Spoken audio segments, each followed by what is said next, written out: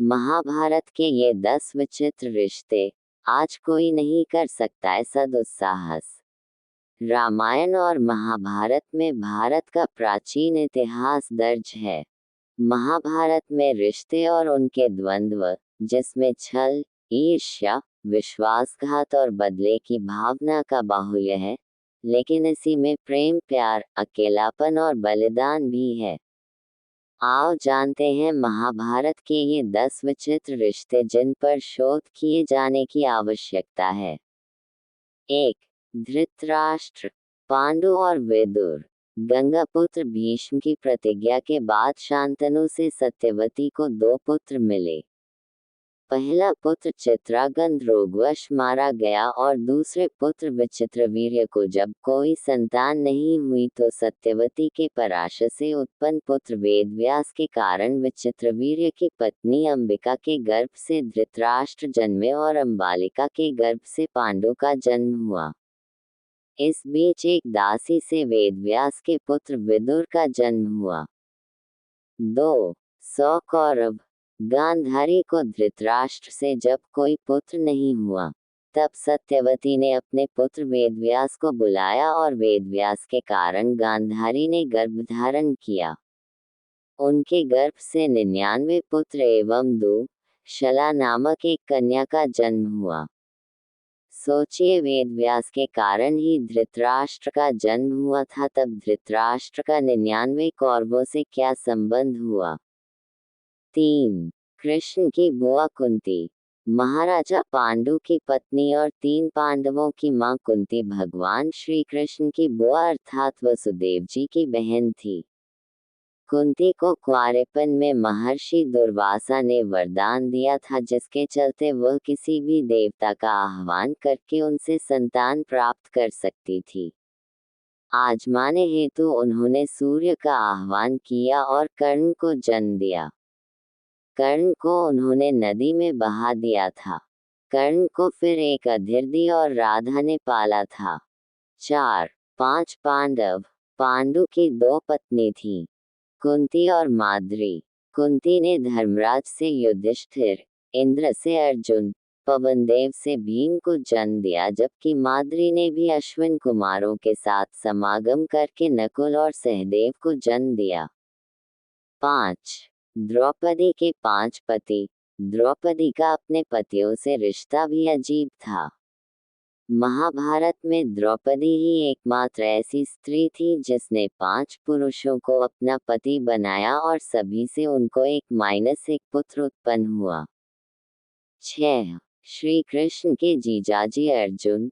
महाभारत में भगवान श्री कृष्ण के सखा थे अर्जुन, लेकिन अर्जुन ने जब श्री कृष्ण की बहन सुभद्रा से विवाह किया तो वे उनके जीजा भी बन गए थे। बलराम।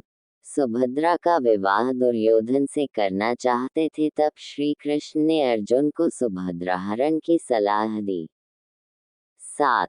श्री कृष्ण का समधी दुर्योधन। श्री कृष्ण की 8 पत्नियां थीं, जिसमें से एक का नाम जामवंती था। श्री कृष्ण और जामवंती के पुत्र का नाम साम था। इस साम ने दुर्योधन की पुत्री लक्ष्मणा से विवाह किया था। इस तरह दुर्योधन और श्री कृष्ण दोनों एक दूसरे के समधी थे। 8. वत्सला। अर्जुन पुत्र अभिमन्यु की पत्नी वत्सला बलराम की बेटी थी। बलराम की बहन सुभद्रा अर्जुन की पत्नी थी। सुभद्रा के पुत्र अर्जुन ने बलराम की बेटी वत्सला से विवाह किया था। अभिमन्यु का एक विवाह महाराज विराट की पुत्री उत्तरा से भी हुआ था।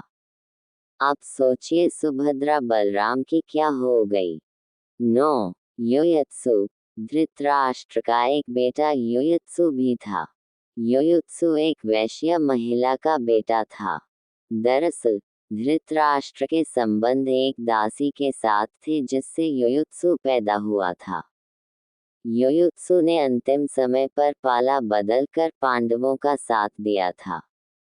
10. इरावन की पत्नी बने श्री कृष्ण। अर्जुन के बेटे इरावन ने अपने पिता की जीत के लिए खुद की बलि दी थी।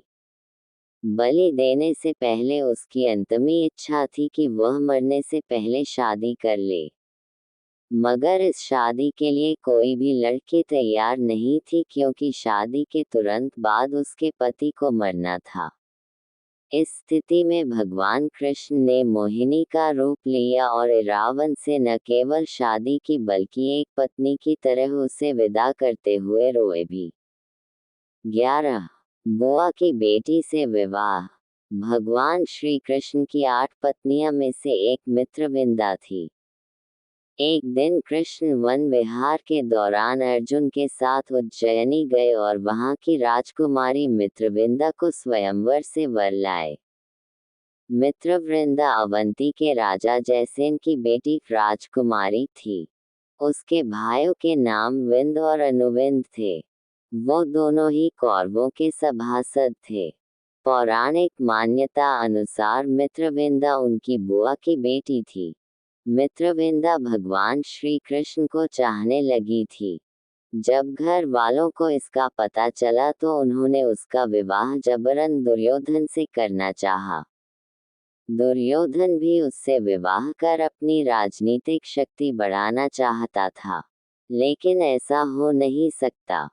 श्री कृष्ण और बलराम को इसके लिए कौरवों और मित्रविंदा के भाइयों से युद्ध करना पड़ा था।